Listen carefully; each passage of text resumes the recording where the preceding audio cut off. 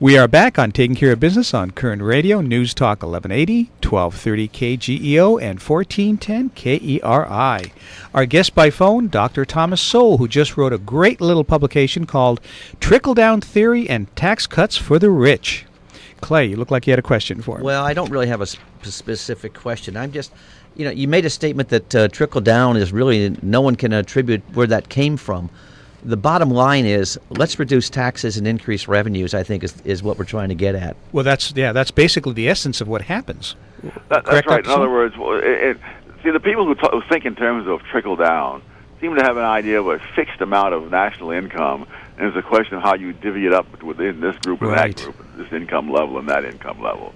And what the people who are advocating tax rate cuts are saying is, no, what we want to do is increase the national income by getting investors to take their monies out of tax shelters where it doesn't produce very many jobs and put it in the private economy where it will cause an increase in the national output. The left in general tends to have a zero-sum conception of the economy, that when one group gains, another group loses. And the opposite view is that, no, the amount of total income in the economy is itself a variable.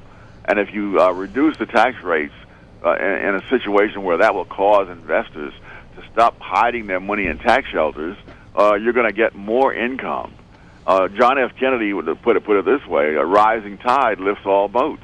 It's not a zero-sum economy. That was a term I was looking for, the zero-sum concept. And the zero-sum concept is that you only have a certain pool of money, and it's where you divvy it. But then again, like you were just saying, if you lower the tax rates, what happens is rich people will put their money back in the economy, create jobs, and the actual pie gets bigger. It's not the same size. And that's how most of the poverty that's been eliminated in the world has been eliminated, because the pie got bigger, not because we spent our time fighting over whose slice was bigger than who else's slice.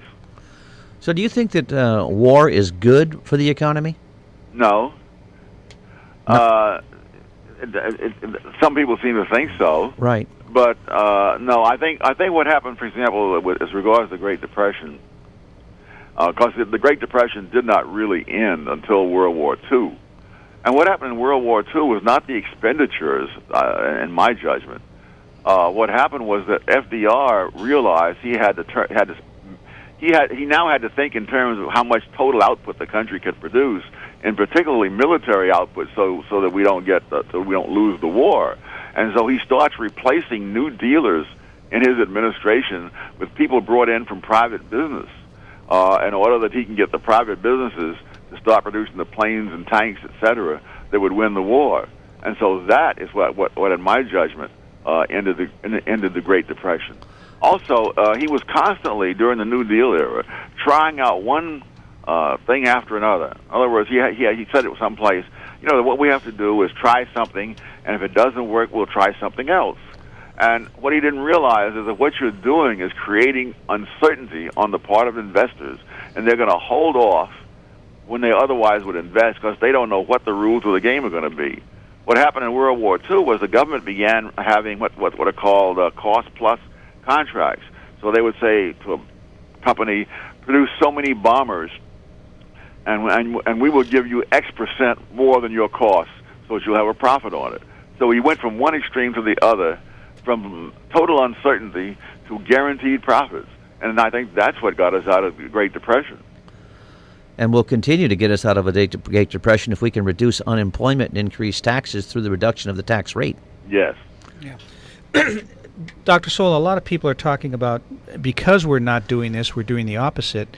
They're talking about economic Armageddon come January 1st because tax rates are going to go up. Do you think that's going to happen come January?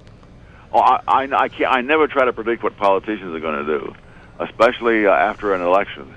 So you have lame duck Congress and hopefully a lame duck president, and there's no predicting what they will do. But if in fact the tax rates go up, it will be a further negative effect on the economy. Well, Dick Morris has really said there's going to be a tremendous increase in taxes for everybody. I wouldn't be at all surprised. That's assuming Obama gets reelected. If Romney gets elected, then it may be a totally different picture. That's right. Yeah. Our guest by phone is author and commentator Dr. Thomas Sowell. The other thing that I see, and I think this is something you talk about in your pamphlet, is that if the tax rates are going to go up come January 1st, what you're going to have is you're going to have American investors fleeing like crazy. I don't know where they're going to go, but they're going to leave because they'll find someplace else where you can invest and at least have some kind of return on your investment and not have to pay the money in taxes. Yes, I think that although in my paper I gave a lot of attention to what happened in the 1920s, the way the economy has changed since then is that it's even easier today for investors to escape high tax rates because with the flick of a computer mouse you can send $1 million anywhere in the world, and unfortunately the United States has the highest capital gains rate of any major Western industrial nation. So there are plenty of places people can send their money, and in fact, some of the data suggests that that's exactly what's been happening. It's also got the highest corporate rate. Yes. And it's going to go up. Yes. I mean, as individual taxes are going to go up, corporate rates are going to go up, investment taxes are going to go up, dividend taxes are going to go up. We're in deep trouble if we keep increasing taxes because production is going to go down. Well, the irony is that the Obama and his supporters are making a big to-do over the fact that Romney has money invested in the Cayman Islands. I'm sure that Romney is not putting his money in the Cayman Islands for no reason. And in fact, the Cayman Islands is a huge tax shelter for all sorts of people. And the reason simply being that not only are the tax rates lower in the Cayman Islands, there's far less bureaucratic red tape. In setting up a business or in running a business. And, of course, it makes more sense to send your money there. Ironically, the United States went from being an agricultural nation to being an industrial power largely because of foreign investment here. In recent years, Americans are investing more overseas than people overseas are investing here. Well, now we've become a service community more than an industrial power, I think. Well, that in itself is not negative. I mean, Switzerland has been that for quite a while, and they do all right. It's just that whatever your occupation or industry, you're going to need investments to keep it going. And if you chase the investments out of the country, you're chasing the jobs out of the country. They talk a lot about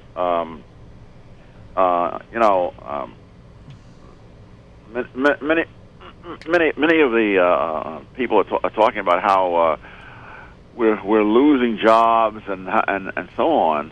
But the problem is that when investments go overseas, it's not going to make easy for people who want jobs to go overseas. And they talk about how they want to tax millionaires and billionaires, but more than 9/10 of the people whose taxes will go up will not be millionaires or billionaires. And most of those people can't go overseas the way truly rich people can send their assets overseas. In other words, the local owner of a grocery store or a hardware store, a local restaurant, a dentist, and so forth, they're stuck where they are. They can't move somewhere else and take their clientele with them. And so they're going to end up having to pay these higher taxes. The millionaires and billionaires have many easy ways of escaping. Well, I'm in California, and I'd start by moving out of California, and then I'd move out of the country next. Yes. Well, a lot of people are moving out of California. Incidentally, although there are only small numbers of people who renounce their American citizenship, percentage-wise, that number of people has risen very sharply since Obama took office. I'm not surprised. You were talking about the 1920s. In your pamphlet, you mentioned that the annual unemployment rate from 1925 through 1928 ranged from 4.2 to 1.8% for unemployment. That's incredible. Those numbers are great. Absolutely, and if you the data I have in there show that the sums of money that were in tax shelters were just staggering. Well, when you drop the top rate from 73% to 24%, and all that money comes flooding into the economy, obviously somebody's got to be hired to do the work.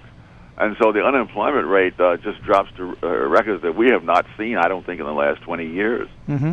This pamphlet is fantastic. It's only about 15 pages. Where can people get this, Dr. Sowell? Well, if they want a hard copy, they can get it for $5 from the Hoover Institution Press.